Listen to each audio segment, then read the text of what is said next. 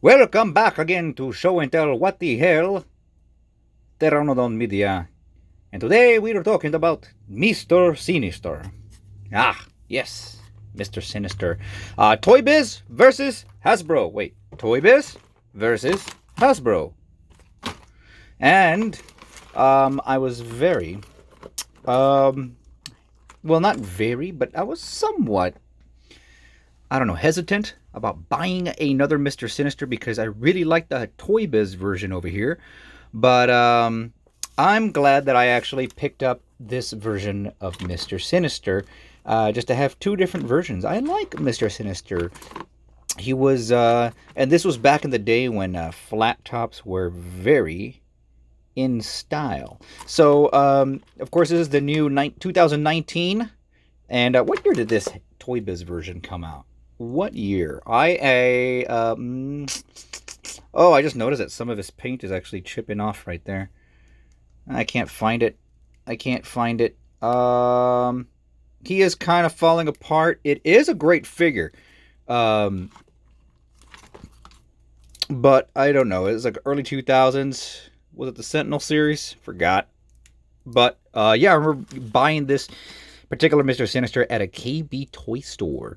And I was very excited just because of the size of it. It's just a huge, huge figure. Very detailed.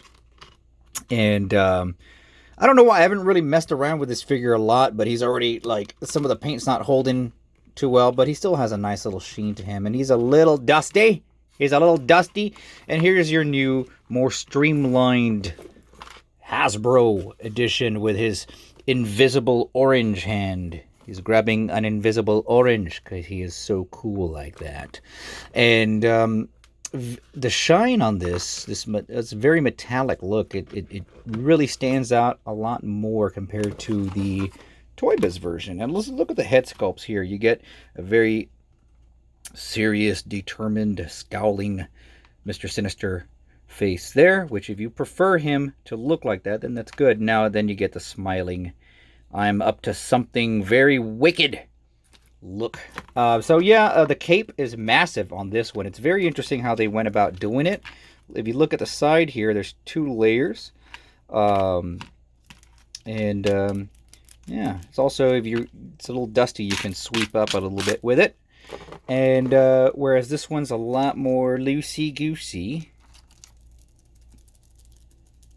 Yeah. I wonder when Mr. Sinister went to get his costume made, he said, I want my costume to have these tassels, streamers, make them all long, and like I want to walk and I want to be able to flow around like this. So, one thing I noticed too is that he does have a lot of details over here on the belt area. This one's a lot more detailed. The whole old Toybiz version, even the shoulder pads got the dusty shoulder pads. One of them is actually loose. I need to glue it back together. And the collar to the cape is huge. It's pretty big. I wish you can take this one off and put that there, but you just can't do that. But they are both very good examples. I mean, down to the hands. Down to the hands, there's a lot of detail there. So, depends on what you're going for with Mr. Sinister. If you want something that looks... I mean, both of these are pretty comic accurate. The Toybiz, there is a lot more detail on this. But if you're more used to the modern Toybiz version, I think also this is a good replacement. Not a replacement, but it's a good substitute or a good, I don't know. It's a good version of Mr. Sinister. I'd say you've never got Mr. Sinister before. You always wanted a Mr. Sinister and you never picked up the Toybiz version. I'd say go ahead and go for this one and save your money. Then you don't have to go on eBay looking for a Mr. I don't know how much they went for. But even the folds on here are pretty... I like this. Unless you're determined and you really like your figures detailed, this is the better Mr. Sinister in that regard. But this one's way more streamlined. It's a toss-up. I really like them both. This one, now, for the time, this was an amazing figure. I mean, look at the eyes on there, too. Look at that.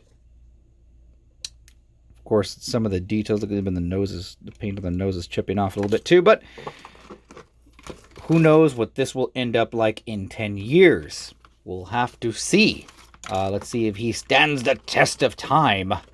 But I have to say that if you are relatively new to collecting your Marvel Legends, and you'd like to get a good version of Mr. Sinister, I'd say go for the new one. He's pretty good. I'm really pleased with how he turned out.